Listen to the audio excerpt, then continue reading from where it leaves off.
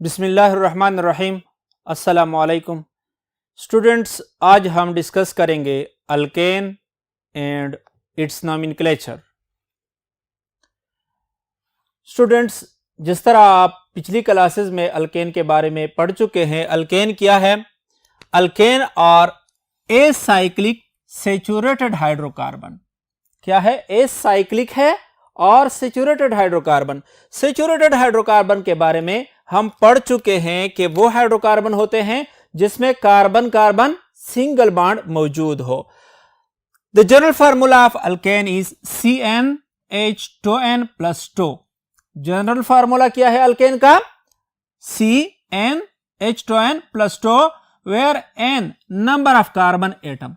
n represent करता है alkane में नंबर ऑफ कार्बन एटम को। फॉर एग्जाम्पल, हमारे पास एग्जाम्पल है मीथेन CH4। अब अगर हम देख लें, इसमें नंबर ऑफ कार्बन एटम कितने हैं? 1 है। तो इसका अगर हम जनरल फार्मूले के मुताबिक लिखेंगे तो C1 और H जो है 2 मल्टीप्लाई बाय 1 + 2, जो कि हमारे पास इसका फार्मूला क्या आएगा? CH4। इसी तरह फॉर एग्जाम्पल हम लिखते हैं ईथेन C2H6। इसमें अगर हम देख लें, कार्बन कितने हैं? 2 कार्बन है। Cn और n नंबर ऑफ कार्बन को रिप्रेजेंट करता है, तो 2 और इसमें H कितने हो जाएंगे?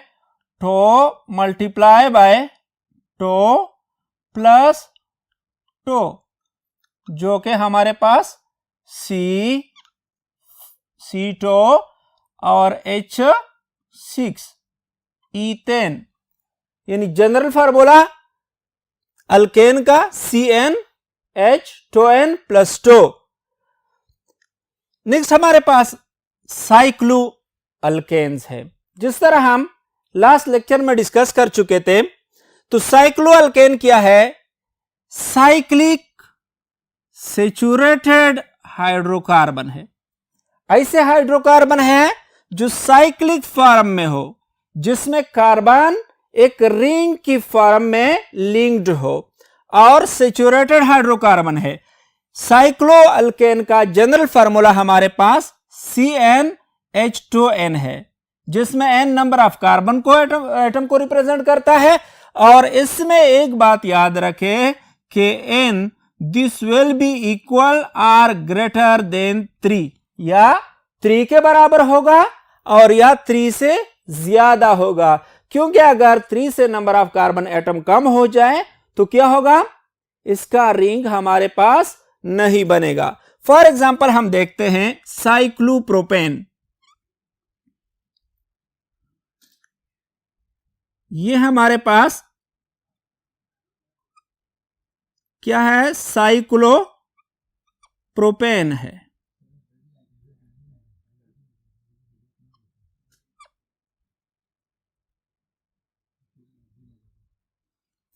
देखो स्टूडेंट्स, अब हम इसको जनरल फार्मूले के मुताबिक डिस्कस करते हैं। देखो हमारे पास कितने कार्बन हैं? 1 2 3। तो कार्बन इसमें हमारे पास 3 और हाइड्रोजन इसमें हमारे पास कितने हो गए?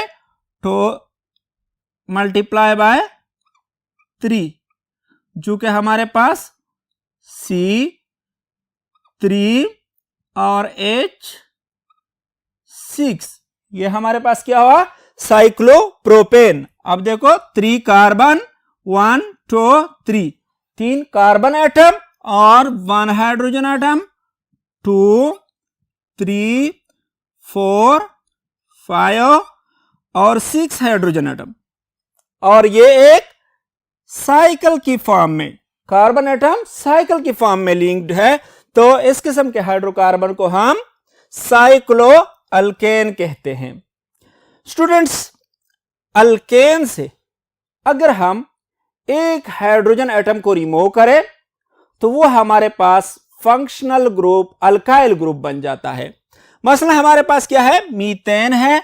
अगर मीथेन से हम एक हाइड्रोजन को रिमूव करें तो वो हमारे पास मीथाइल फंक्शनल ग्रुप बन जाएगा। अल्काइल ग्रुप को हम किस तरह डिफाइन करते हैं, the group obtained by removing one hydrogen from an alkane। जब हम अल्केन से एक हाइड्रोजन को रिमूव करते हैं तो वो हमारे पास अल्काइल ग्रुप बन जाता है। मीथेन से एक हाइड्रोजन को रिमूव किया तो हमारे पास CH3 मिथाइल फंक्शनल ग्रुप बना। इथेन से एक हाइड्रोजन को रिमूव किया तो हमारे पास CH5 इथाइल फंक्शनल ग्रुप बना। Represented by R। Generally alkyl group को हम R से रिप्रेजेंट करते हैं, यानी अगर हम ऑर्गेनिक कंपाउंड में कहीं पे R लिख देते हैं तो इसका मतलब क्या होता है, अल्काइल ग्रुप होता है। और name of alkyl group is found by replacing ANE। जब हम ANE ऑफ अल्केन को रिमूव करते हैं यानी रिप्लेस करते हैं बाय YL तो वो हमारे पास क्या बन जाता है, वो हमारे पास अल्काइल ग्रुप बन जाता है। जिस तरह मीथेन से मिथाइल, इथेन से इथाइल, प्रोपेन से प्रोपाइल, यानी ANE ऑफ अल्केन को रिप्लेस करे बाय YL से तो वो हमारे पास क्या बन जाता है, वो हमारे पास रिस्पेक्टिव अल्काइल ग्रुप बन जाता है। नेक्स्ट हमारे पास है नॉमेनक्लेचर ऑफ अल्केन। स्टूडेंट्स, सबसे पहले नॉमेनक्लेचर क्या चीज है, the system to name a compound is called nomenclature. जब हम किसी ऑर्गेनिक कंपाउंड को नाम देते हैं तो जिस सिस्टम के थ्रू हम उसको नाम देते हैं उसको हम नॉमेनक्लेचर कहते हैं। अल्केन के नॉमेनक्लेचर को हम स्टडी कर रहे हैं तो अल्केन को हम दो तरह से नाम दे सकते हैं। एक कॉमन सिस्टम के थ्रू हम अल्केन को नाम देते हैं और एक IUPAC सिस्टम के थ्रू हम नाम देते हैं। कॉमन सिस्टम के थ्रू अल्केन को किस तरह नाम दिया जाता है, alkane are named according to Greek letter indicate the number of carbon atom. मसलन हमारे पास मीथेन है, इथेन है, प्रोपेन है, ब्यूटेन है, तो ग्रीक लेटर्स जो है हमारे पास उसको हम नंबर ऑफ कार्बन एटम उससे रिप्रेजेंट करते हैं और ANE इसके साथ लगाकर वो हमारे पास किसी भी अल्केन का कॉमन नेम बन जाता है। Students, N is used as prefix for straight chain hydrocarbon. अगर हमारे पास स्ट्रेट चेन हाइड्रोकार्बन है, फॉर एग्जांपल हम लिखते हैं CH3 CH2 CH2 CH3 तो ये हमारे पास क्या है, ब्यूटेन है। लेकिन कौन सा, चूंकि इसमें हमारे पास स्ट्रेट चेन मौजूद है तो इसको हम N ब्यूटेन से रिप्रेजेंट करते हैं। Iso is used when methyl group is attached to second last carbon of continuous chain। किस तरह, मसलन देखो हमारे पास CH3 CH CH3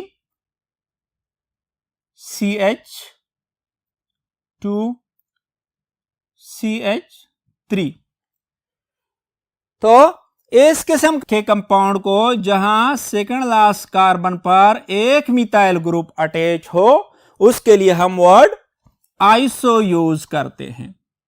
और new term is used when two methyl group are attached with second last carbon of continuous chain.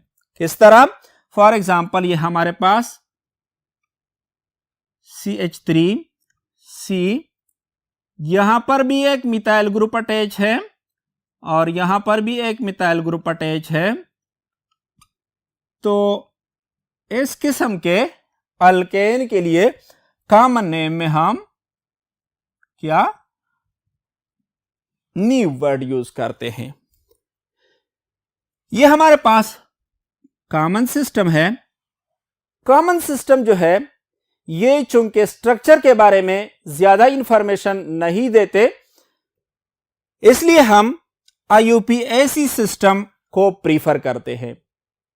IUPAC system के कुछ rules हैं जिनके मुताबिक हम किसी भी कंपाउंड को नाम देते हैं और वो एक इंफॉर्मेटिव नेम होता है। किस तरह हम अल्केन को IUPAC सिस्टम के मुताबिक नाम देते हैं? इसमें सबसे पहले select the longest continuous carbon chain. जब हम नाम देते हैं किसी भी अल्केन को तो उसमें कंटिन्यूस कार्बन चेन जो कि लॉन्गेस्ट चेन हो उसको सेलेक्ट करते हैं। तो देखो इसमें हम देखते हैं, यह हमारे पास एक कंपाउंड है, हमारे पास इसमें दो चेन्स हैं, एक ये और एक जो है ये।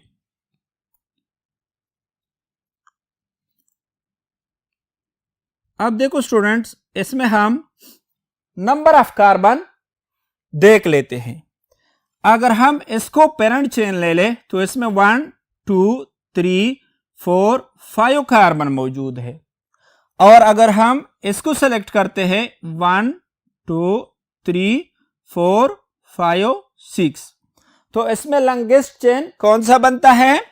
ये वाला चेन हमारे पास कंटिन्यूस चेन बनता है। तो हम क्या करेंगे? फर्स्ट स्टेप में select the longest continuous carbon chain. Longest chain select करने के बाद choose the chain with greater number of substituent. अगर हमारे पास क्या हो, यानी दोनों तरफ से अगर हम देख ले चेन बराबर आते हो तो हम कौन से चेन को प्रीफर करेंगे? उस चेन को प्रीफर करेंगे जिसके साथ greater number of substituent attach हो। यहां पे देखें, अगर हम इस चेन को देख लें 1 2 3 4 5, और अगर इसको देख लें 1 2 3 4 5, अब देखो इन दोनों में हम देखते हैं कि सब्स्टिट्यूएंट कौन से चेन के साथ ज्यादा अटैच है। इसको अगर हम लॉन्गेस्ट कंटिन्यूस चेन कंसीडर करें तो इसके साथ 1 सब्स्टिट्यूएंट और 2 सब्स्टिट्यूएंट, इसके साथ 2 सब्स्टिट्यूएंट अटैच है। इसको अगर हम लॉन्गेस्ट कंटिन्यूस चेन कंसीडर कर लें तो इसके साथ 1 2 और 3 सब्स्टिट्यूएंट अटैच है। तो अकॉर्डिंग टू IUPAC सिस्टम हम कौन सा चेन सेलेक्ट करेंगे जिसके साथ greater number of substituent attached हो।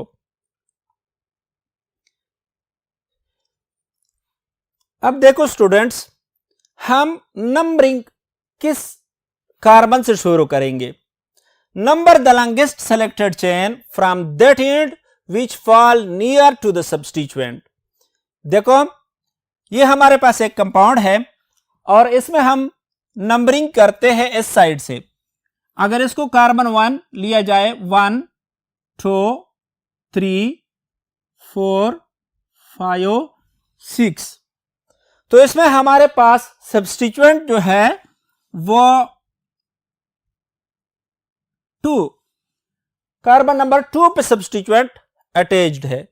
और अगर हम इस साइड से नंबरिंग करें 1 2 3 4 5 6, तो यहां पर सब्स्टिट्यूएंट हमारे पास कार्बन नंबर 3 पे अटैच्ड है। तो हम कौन से कार्बन से नंबरिंग प्रीफर करेंगे? Number the longest selected chain from that end which fall near to the substituent. तो इस साइड से जब हम नंबरिंग करेंगे तो हमारे पास सब्स्टिट्यूएंट कार्बन नंबर 2 पे आता है। अच्छा students, identify the position, number and name of the substituent. किसी कंपाउंड में हम पोजीशन ऑफ द सब्स्टिट्यूएंट को आइडेंटिफाई करेंगे कि सब्स्टिट्यूएंट कार्बन नंबर 2 पे अटैच है, कार्बन नंबर 3 पे अटैच है। नंबर आइडेंटिफाई करेंगे कि हमारे पास एक सब्स्टिट्यूएंट अटैच है, 2 सब्स्टिट्यूएंट अटैच है, and name of the substituent. For example हमारे पास मीथाइल सब्स्टिट्यूएंट अटैच है, इथाइल सब्स्टिट्यूएंट अटैच है, क्लोरो या bromo as a substituent attach है, तो हम पोजीशन को, नंबर को और नेम को आइडेंटिफाई करेंगे। Students, we use comma between the digits. जब हम IUPAC सिस्टम के मुताबिक नाम दे रहे होते हैं तो डिजिट्स के दरमियान हम क्या यूज करते हैं? Comma. And hyphen between alphabets and digits. और अगर हम अल्फाबेट्स और डिजिट्स के दरमियान क्या यूज करते हैं? हाइफन यूज करते हैं। यानी नाम लिखते हुए आप लोगों ने यह ख्याल रखना होगा कि आप अल्फाबेट्स और डिजिट्स के दरमियान हाइफन लगाएंगे और डिजिट्स के दरमियान आप कामा लगाएंगे। अगर कोई सब्स्टिट्यूएंट एक से ज्यादा मौजूद है तो उसके लिए हम यानी number of the substituent, for example हमारे पास 2 पोजीशन पे एक मिथाइल ग्रुप है और 3 पोजीशन पे एक मिथाइल ग्रुप है, तो 2 के लिए हम डाई और उसके बाद सब्स्टिट्यूएंट का नाम, मसलन मिथाइल मौजूद है तो 2,3 डाई मिथाइल। अगर 3 सब्स्टिट्यूएंट अटैच है तो हम फॉर एग्जांपल एक 2 पोजीशन पे हैं, एक 3 पोजीशन पे हैं, एक 5 पोजीशन पे मिथाइल अटैच है, तो हम क्या करेंगे? 2, 3, 5 ट्राई और उसके बाद सब्स्टिट्यूएंट। फॉर एग्जांपल अगर मिथाइल है तो मिथाइल लगाएंगे, अगर क्लोरो है तो 2, 3, 5 ट्राई क्लोरो यूज करेंगे। फॉर 2 सेम सब्स्टिट्यूएंट, अगर सब्स्टिट्यूएंट है और सेम सब्स्टिट्यूएंट है bonded to the same carbon atom, represent their position number while naming. किस तरह? मसलन यहां पर हमारे पास एक मिथाइल और दूसरा मिथाइल एक ही कार्बन पर अटैच है, तो इसके लिए हम टो यानी ये carbon number 1, carbon number 2, carbon number 2 पे डाइमिथाइल पेंटेन, यानी कार्बन नंबर 2 पे हमारे पास 2 मिथाइल ग्रुप अटैच्ड है। फॉर डिफरेंट सब्स्टिट्यूएंट, अगर सब्स्टिट्यूएंट मौजूद है लेकिन सेम सब्स्टिट्यूएंट नहीं है, डिफरेंट है, फॉर एग्जांपल मिथाइल है और इथाइल है, तो उसके लिए हम क्या करेंगे? For different substituent follow the alphabetic order while naming. जब हम इसको नाम देंगे तो उसमें हम अल्फाबेटिक ऑर्डर को प्रीफर करेंगे। फॉर एग्जांपल हमारे पास इथाइल सब्स्टिट्यूएंट मौजूद है और मिथाइल सब्स्टिट्यूएंट। इथाइल सब्स्टिट्यूएंट हमारे पास 3 पोजीशन पे हैं और मिथाइल सब्स्टिट्यूएंट हमारे पास 2 पोजीशन पे हैं, तो हम क्या करेंगे? जब नाम देंगे तो हमारे पास 3 इथाइल 2 मिथाइल। अब ई जो है अल्फाबेट में वो एम से पहले आता है, तो हम अल्फाबेटिकल ऑर्डर को फॉलो करेंगे और 3 इथाइल 2 मिथाइल पेंटेन, इस तरह हम इसको नाम देंगे। स्टूडेंट्स, आज के इस लेक्चर में हमने क्या डिस्कस किया? हमने डिस्कस किया अल्केन, साइक्लोअल्केन, अल्काइल ग्रुप और नॉमेनक्लेचर ऑफ अल्केन, उसमें हमने डिस्कस किया कॉमन नेम और IUPAC नेम। आज के लिए इतना ही काफी है। इंशाल्लाह नेक्स्ट लेक्चर में मिलते हैं। अल्लाह हाफिज।